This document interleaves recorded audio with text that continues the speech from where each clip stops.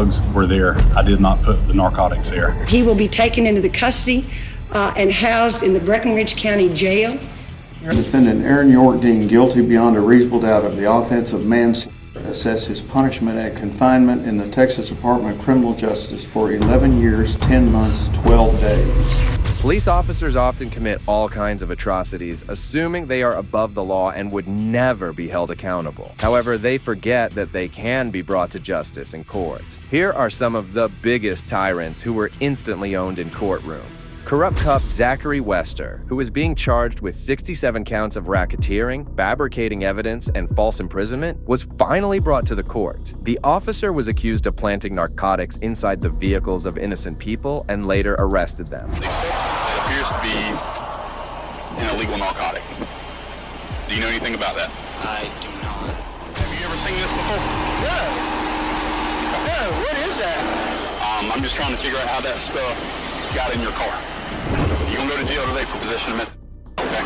Oh man, dude, I'm serious, dude. Anything, what you want me to do, man? I knew my truck was clean. I knew it was. Anything in the vehicle I need to be concerned about? Bombs, grenades, rocket launchers. Okay. It's yogurt, sir. I know. Okay. It's yogurt. How about this, though? That is not mine. No, sir. Okay. Now, the white small plastic baggie that was in that spoon that the deputy just showed you on this video, had you ever seen that before? No, sir. Was that in your car? No, sir. Drugs were there. I did not put the narcotics there. After a 10-hour-long trial that mostly consisted of victims testifying against this evil cop, the jury reached their verdict. In the state of Florida versus Zachary Tyler Wester, case number 19-CF-431. We, the jury, find as follows as to the counts charged and the information. Count 1, guilty of racketeering as charged. Count 2, not guilty. Count 3, not guilty. Count 4, not guilty. Count 5, not guilty.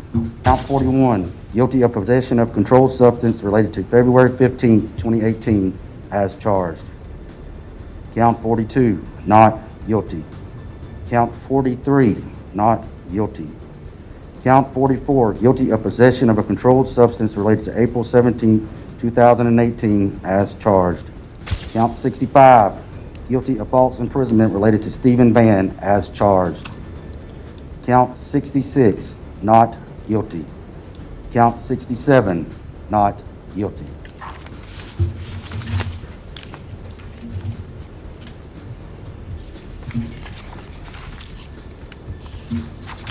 All right, Mr. Clerk, if you'll go ahead and poll our jury. Ladies and gentlemen, I want to thank you for your time and consideration of this case. I also wish to advise you of some very special privileges enjoyed by jurors. No juror can ever be required to talk about the discussions that occurred in your jury room. Eventually, Zachary was found guilty in 19 of the 67 charges, and the judge read out his sentence. Court now sentences you as follows in this case.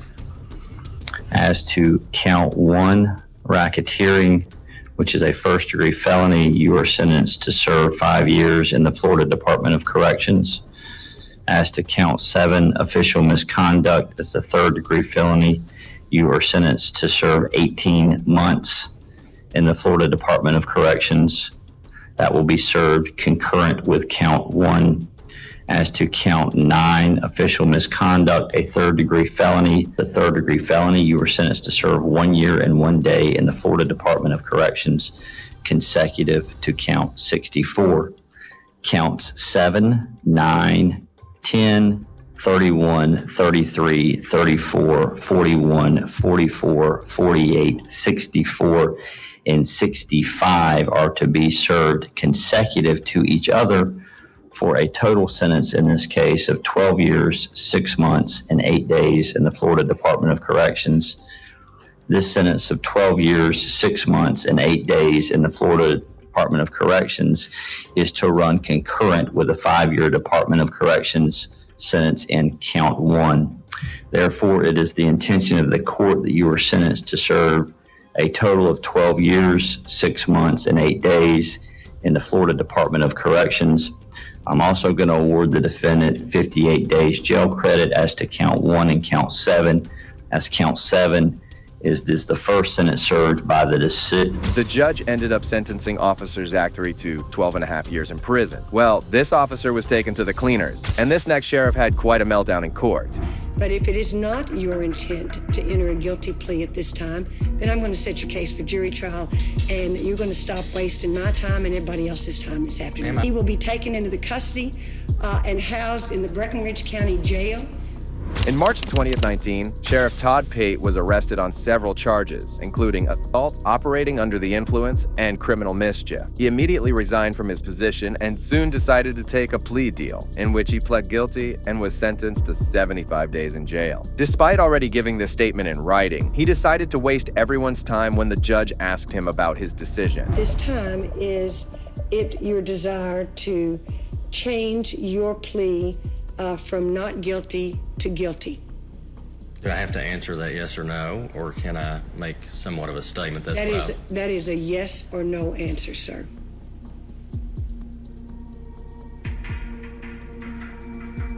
Will I have the opportunity to say anything further? If it is your intention to change your plea from not guilty to guilty, certainly you'll have an opportunity to make any statement. But if it is not your intent to enter a guilty plea at this time, then I'm going to set your case for jury trial, and you're going to stop wasting my time and everybody else's time this afternoon. Ma'am, I'm not trying to waste your time. And then is it your intention to enter a guilty plea at this time or not, sir? No. If the case had gone to trial, the officer could have faced up to 15 years in prison. It's bizarre to see his entitlement as he continued to make matters worse for himself. Why am I wasting your time, Mr. Chambers, what is the Commonwealth's position at this time, sir? Your Honor, we would move to revoke the defendant's bond at this time. Let's get back on the record and see if we can sort this out. At this point in time, what is Mr. Pate's decision with respect to his guilty pleas? I believe I'll just let him answer that question if it pleases the court. All right. So, Mr. Pate? Can I say a few things, or? I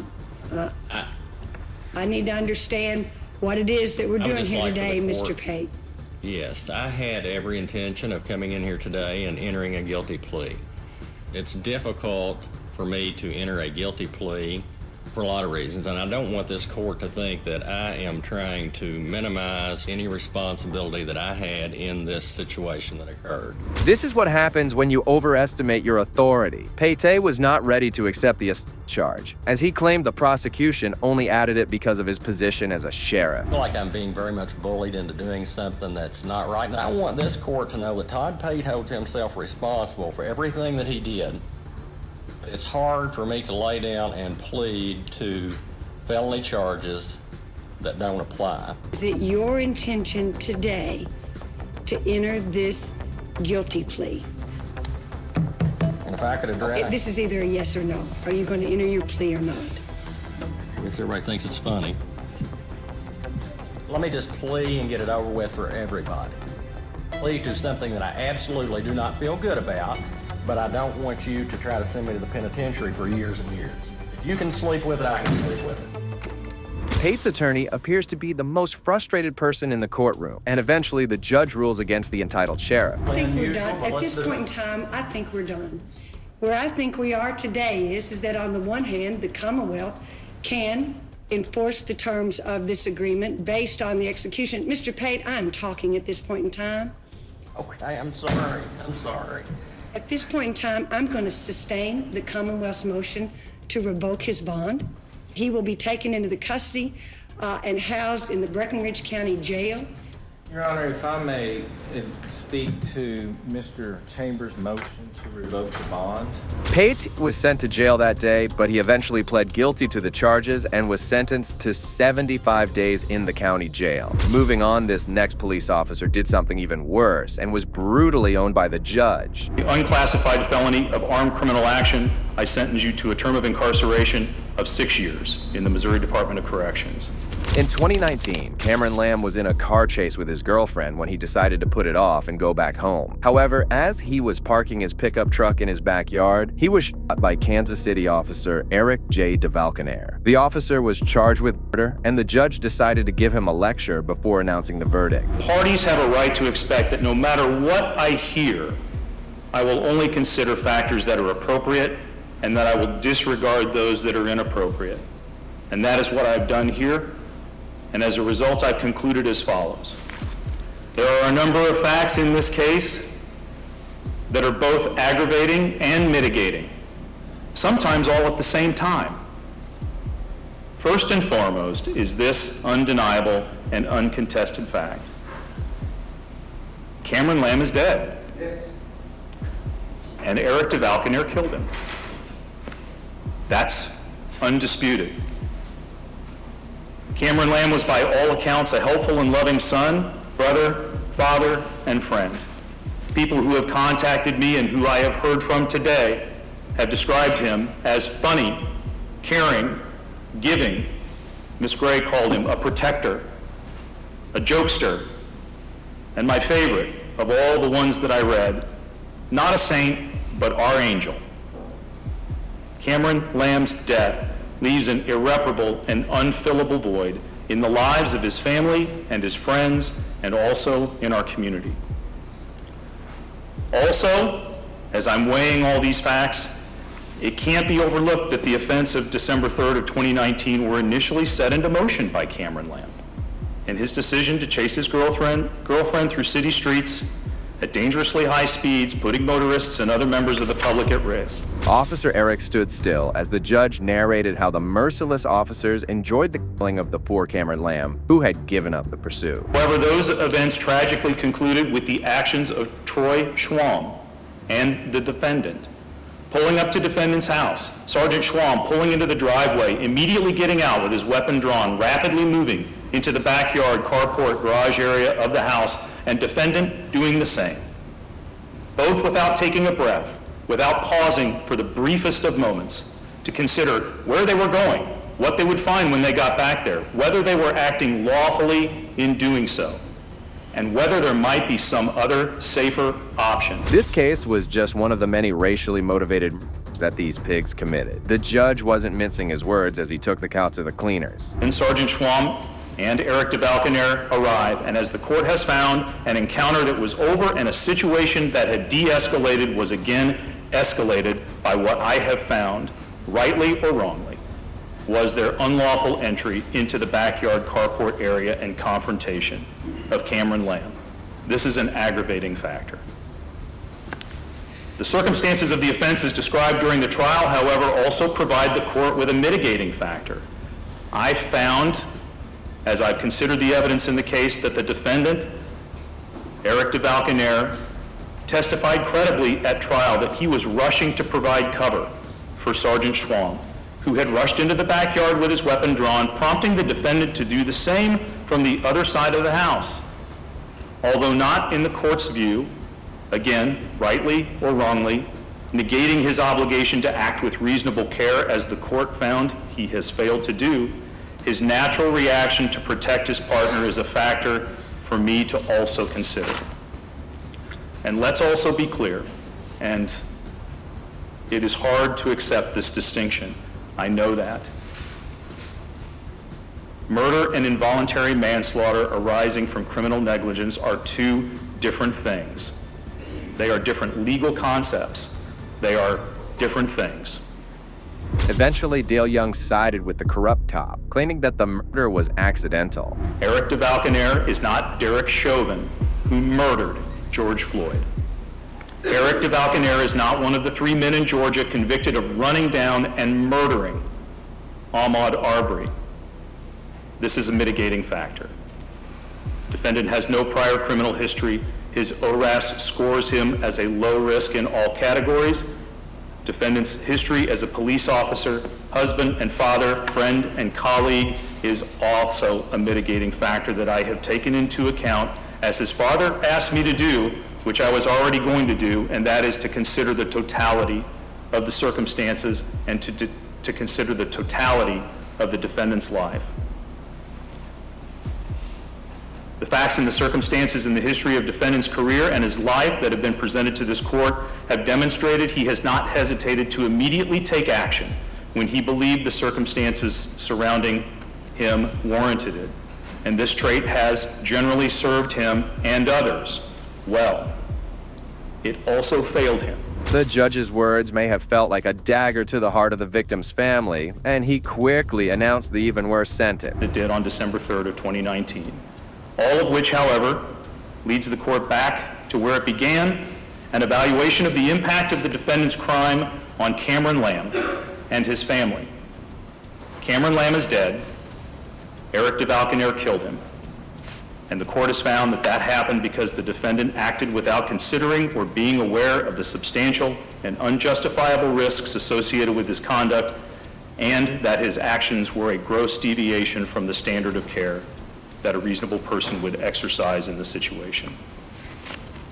Having concluded, as I have, having considered all those factors, I ask counsel if there's any legal reason or cause having been shown why sentence and judgment of the court should not now be pronounced.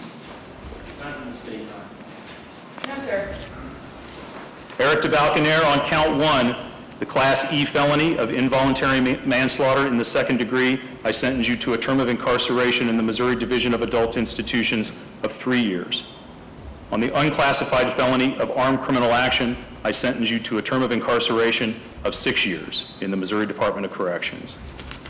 Those cases, or rather those counts and sentences, will run concurrent with one another for a total term of incarceration of 6 years. This sentence was like a slap on the wrist, and it's clear that it was mainly due to him being a police officer. Here's another instance of a police officer getting owned in the courtroom after he did something shambolic. Defendant Aaron York deemed guilty beyond a reasonable doubt of the offense of manslaughter, assess his punishment at confinement in the Texas Department of Criminal Justice for 11 years, 10 months, 12 days.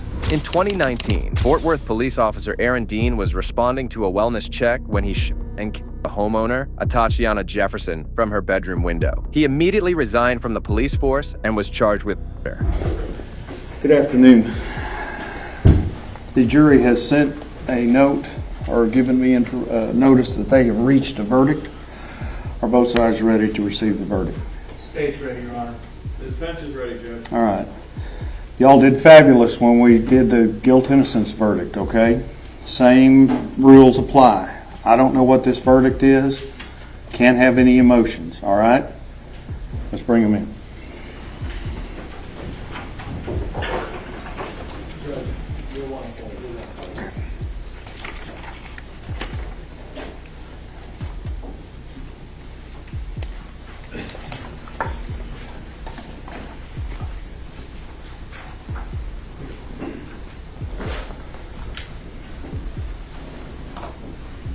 Eventually, the judge read out his sentence, and the corrupt cop had no emotions or remorse on his face. You will receive credit for all the time that you have served in custody on this case from the date of your original arrest up until today, which would be the date of sentence.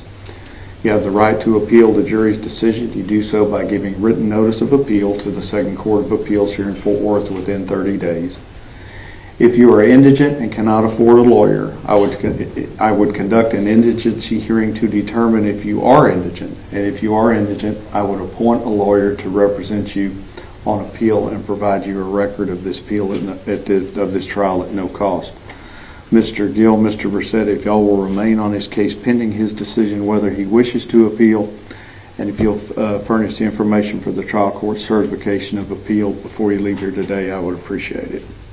Is there an allocution? You may be seated. Thank you very much.